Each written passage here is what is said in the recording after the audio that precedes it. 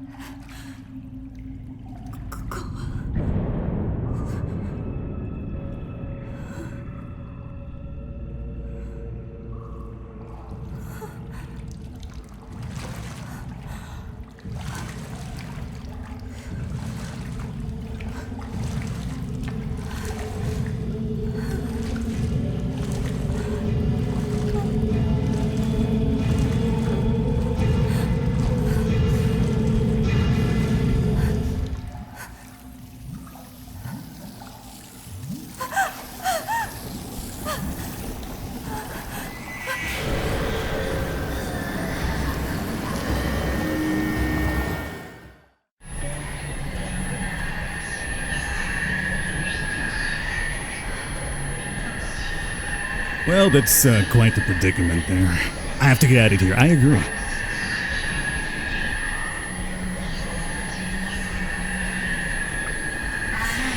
Oop. I'd imagine that's going to be our escape route there. Okay. Let's see about getting out of here. So you guys are familiar with my commentary style. I'm a bit more active with the commentary. Silly, sure. Try to entertain you guys. When I play horror games, though, we tone it down a little bit. Less talking from your boy, but we will talk a little bit because I wanted to talk a bit about the Fatal Frame series, which I'm a big fan of. I have to find a way out of here. I agree. Like, I would say maybe after Resident Evil and Silent Hill, like, this is probably my favorite Japanese survival horror game series. I know there's also like Siren, which was also pretty good, but I usually default to Fatal Frame after Resident Evil and Silent Hill, the big ones, I guess. It looks like there's a cave wall on the other side of the lattice. I can see some stone statues out in the darkness. I must be underground. Now, how do I get out of here? Hopefully something soon, huh? Okay, so we can run. Perfect. I'm curious how this played with the Wii U tablet system or whatever. There's a light at the end of the corridor. Maybe there's a way out of that way.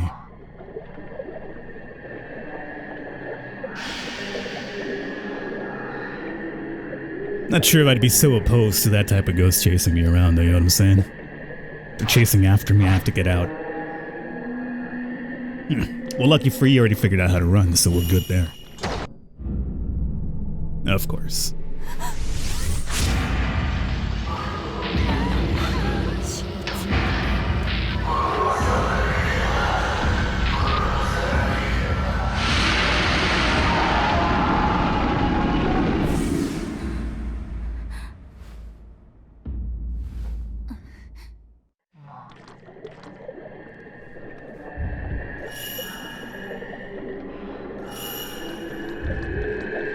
straight ahead. I guess we'll probably hook around through here, huh?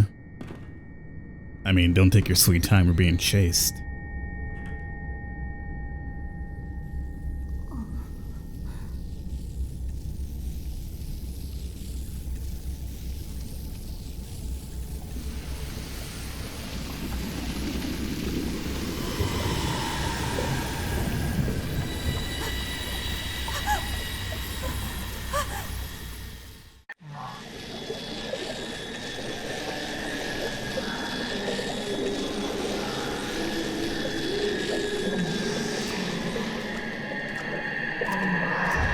Well, I guess that's gonna be blocked off too. Back to the door. Oh, you're open now. How convenient.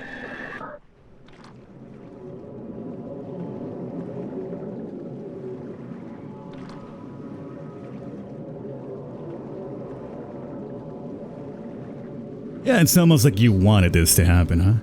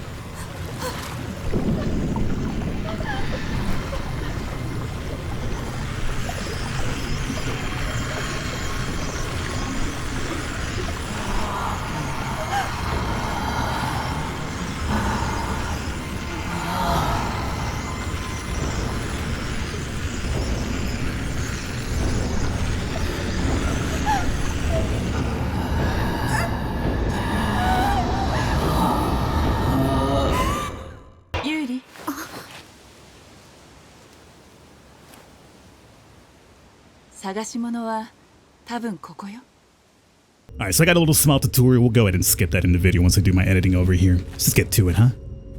Now, I mean, with Fatal Frame, the big thing here is going to be the camera, which we used to... I know you're right behind me. Which we used to exorcise the ghosts and whatnot.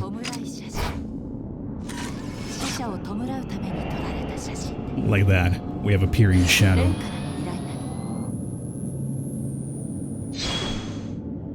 Let's get this out of the way here.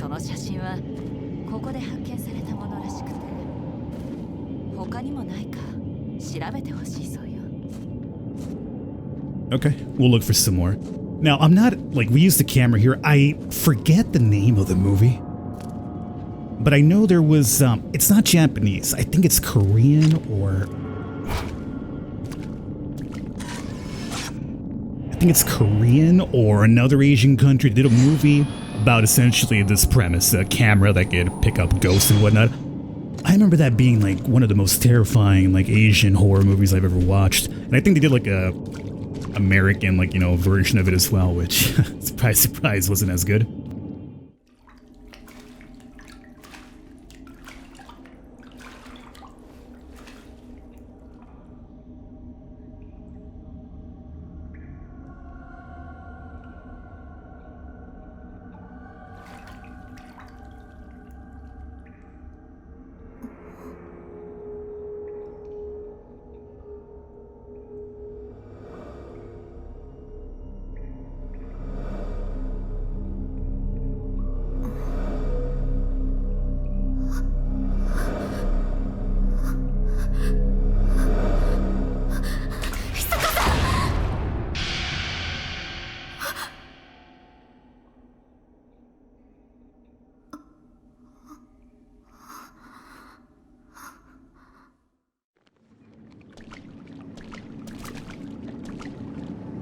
What, you didn't see that? That's just supposed to be the big shadow reader around here.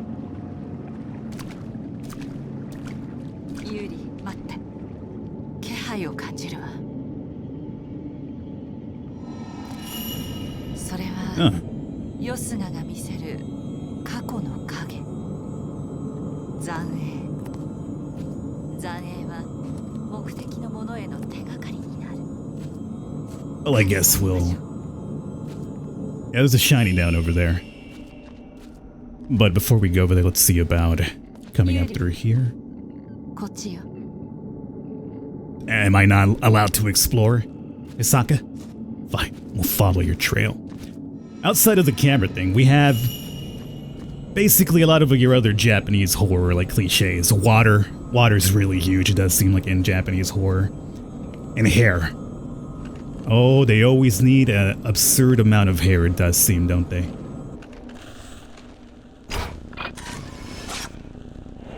Oof, that was a quick one. Innkeeper heading inside. Not really the best picture they could have taken there. Oh, there's something behind me either. Echoes of the past. In places where the traces of the past are very strong, you may be able to view echoes of the past. Photographing them. Photographing them will earn you photo points, which can be used to upgrade the cameras. What about...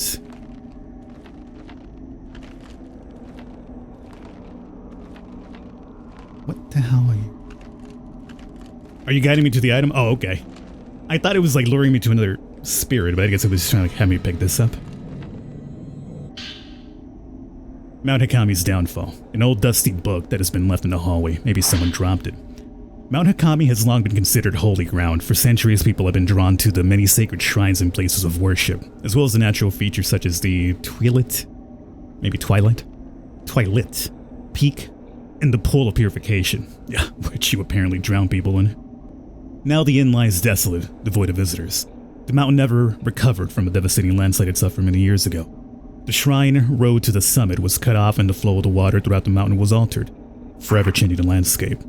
New roads that were under construction had to be abandoned, and Ichiro Manor was buried under a slew of rocks.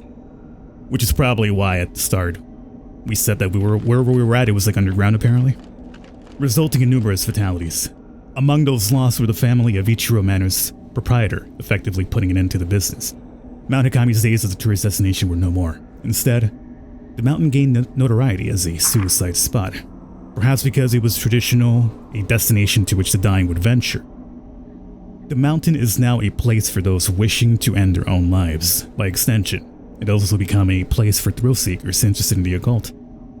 Yeah, imagine that. Oop. I guess it was letting me know there was a ghost, but we had to maybe pick this book up first to trigger it. Awesome. Alright, so far I think we've picked up all of them. Well, you're scared? Coward. Stick behind me. We'll get through this fairly easily, Hisaka. So we got a door here. Homeboy's apparently going that way though, huh? Well, let's follow the trace for now, because apparently if I try to venture off and explore, Hisaka scolds me like I'm a little child.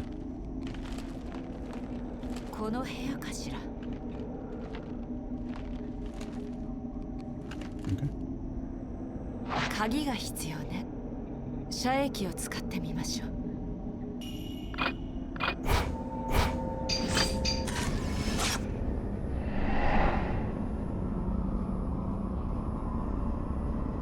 So that's probably where a key is at. Conveniently placed apparently near a freaking doll. Wait, again?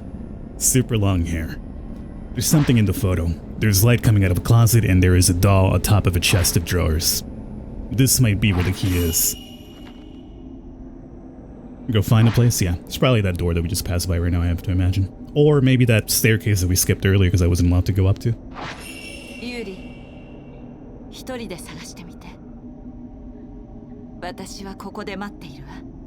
Okay, suddenly I'm rolling solo here.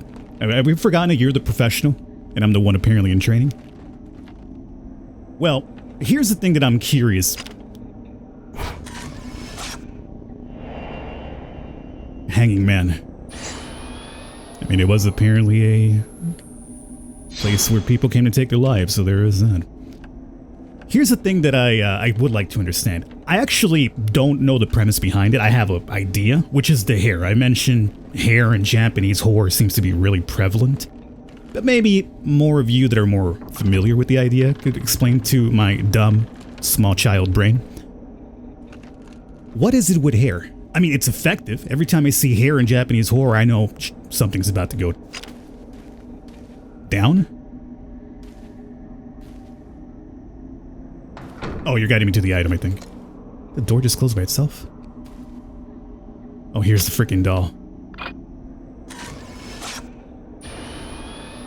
I'm exercising your ass before I even go over there because I have a feeling what's going to happen with you. Get my eyes on you, though.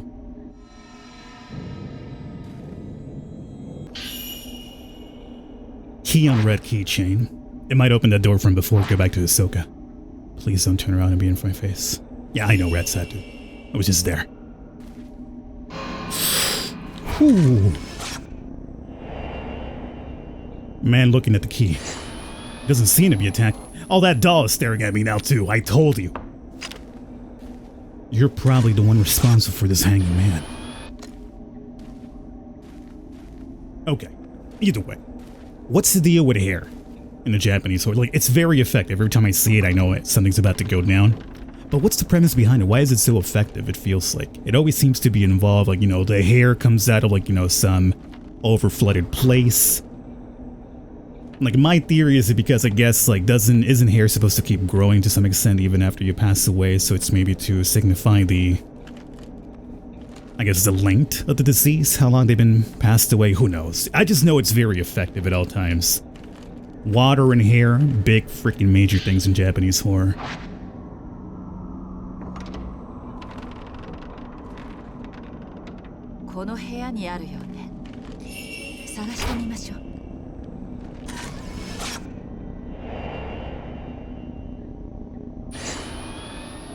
See, right now we're getting the easy stuff where it's just like takes pictures of ghosts. This feels like almost like Pokemon Snap at this point. These aren't the aggressive ghosts that want to, you know, kill me. What's up?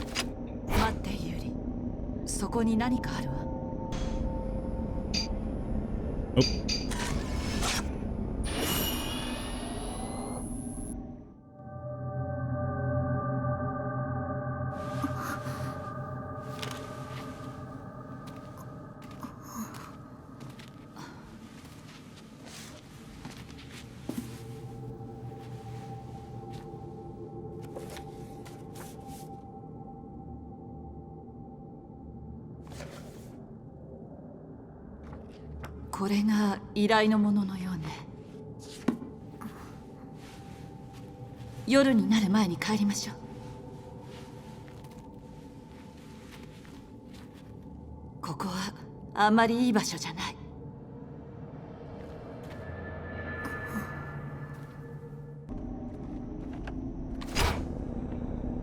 Oh, that's creepy.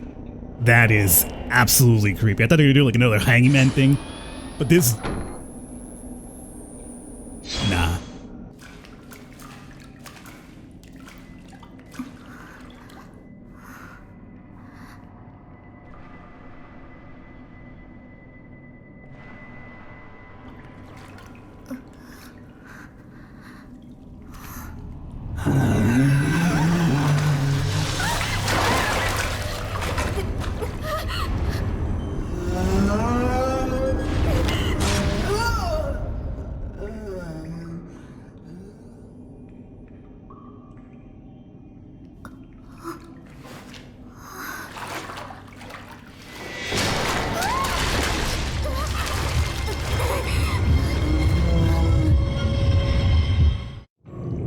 Oh, we're finally getting a fight? Let's go.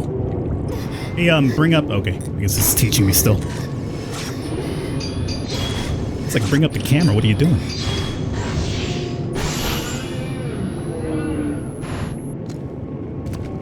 The ghost recoiled when you took a photograph of it. Yeah, that's the plan. Fighting ghost. Weak points. Yeah. Let's go. Let's just do it. Wait, is he gonna stand there or what? We got the orbs around him too. Probably get a multi-picture here. If we can get this on top. There it is. At least he's now coming towards me, so there's that. If you get a mid-attack, it kind of works like a bit of a parry or like a counter-attack, which does a lot more damage. Obviously, it's a lot more risky because you have a chance of getting grabbed or attacked. Can I move? Oh, I can move around finally. Good.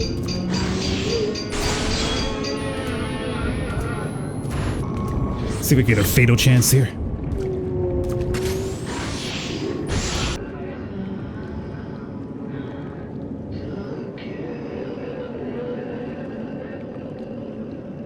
I mean, we got a taste, but not really what most of these battles are about. Usually they're a lot more aggressive than just dude wandering about, but it's a tutorial, so it is what it is.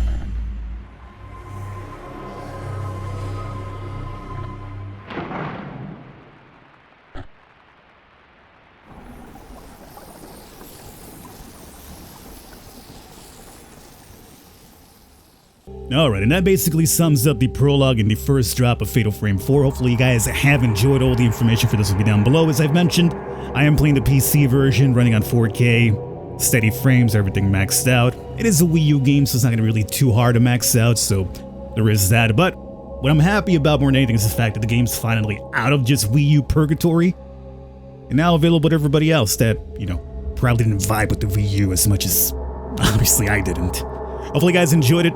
I'll catch you next time.